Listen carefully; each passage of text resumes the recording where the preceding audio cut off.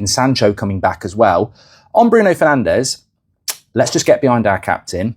Amorim wanted to keep him. We move on together.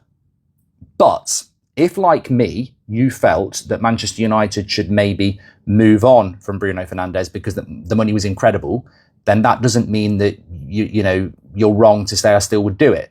I think we just need to move on collectively because he's our captain and move forward. But I think the devil's in the detail. He took 3 weeks to turn down a deal he could have turned down in 3 minutes. He wants to stay in Europe to challenge for trophies. Read between the lines. If Bayern Munich or Barcelona or Real Madrid or any other European club had come in for him, I think he'd have gone.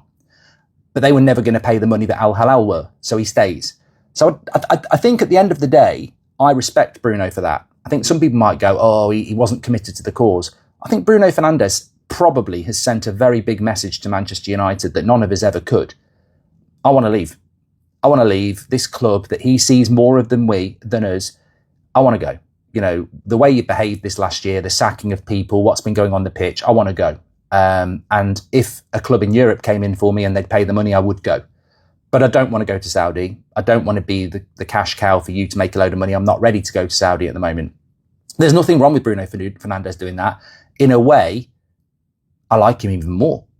I don't look at it and go, oh, he's only staying because he's got nowhere to go, which is true. I look at it and go, well, that's a good thing. Because he's basically saying to Man United, no more loyalty, no more I'll stay here no matter what. If there was a better offer, I would go. And I did think about Al Hilal, but ultimately my family doesn't want to go there and I don't want to do it for my career yet. So it's a different take on what I've been hearing about Bruno, but I actually do agree with it. I think it's a good thing what he's done because basically he's saying I would go.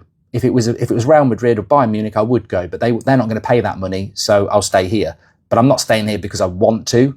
I'm staying here because I sort of have to, and you need to show me why I should do. And I'm happy with that because one thing about Bruno is he will always give 100%. He's not a player that's going to sulk on the pitch. But I do look back at it and go, I think the Europa League final performance wasn't his best, and maybe that was because he was a little bit rattled. Talking about Jadon Sancho returning, I mean, just what a waste. I mean, there is a player that's a waste of space. Basically, Chelsea wanted to keep him. He wouldn't take a pay cut. So he's decided to not stay at Chelsea. I mean, this guy, if I see people bringing back Keaton Cook here, I mean, basically didn't want to be at Man United, caused loads of problems, and now doesn't want to stay at Chelsea because they won't give him the wages, so he's coming back again.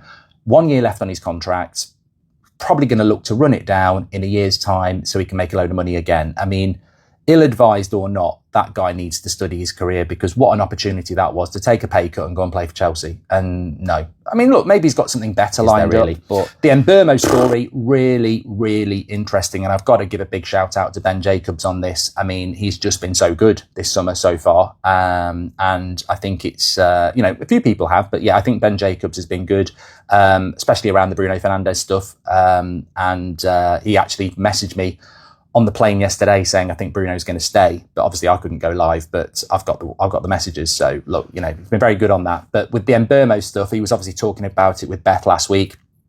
Look, to be fair, Fabrizio's spoken about it. Other people have spoken about the interest in Mbeumo. But when David Ornstein dropped it just before the 8:00 show last night, thank you, David, that was perfect timing.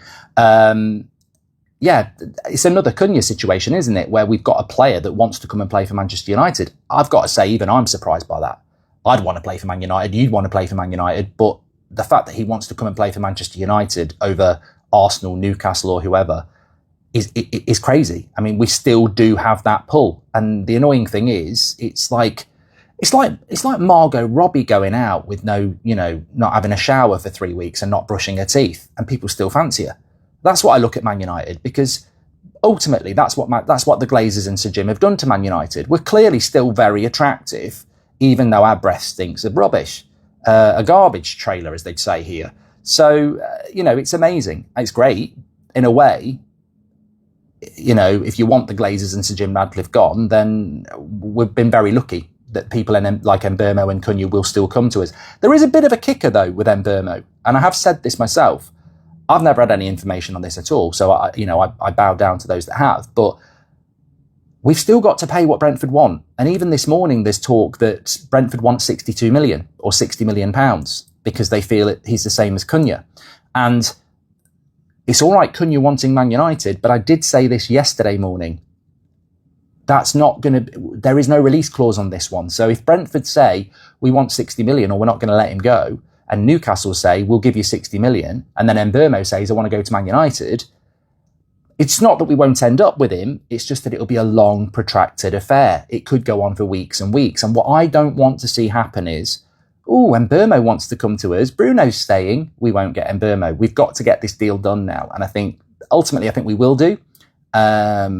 And I think it's a good deal. It's interesting, though, because I was talking to people last night about this, and they were saying, do you think Mbeumo and Cunha works? Where do they work? Well, we've got to get a striker. And I was talking to Ben Jacobs on the train on the plane yesterday. He wasn't on the same plane because he's in a different country. We were just using technology. And he was saying to me that there will definitely still be another number 9 coming in, despite Bruno staying, despite Cunha, despite Mbeumo. I know there's been talk this morning from The Athletic that we might go for a midfielder, etc.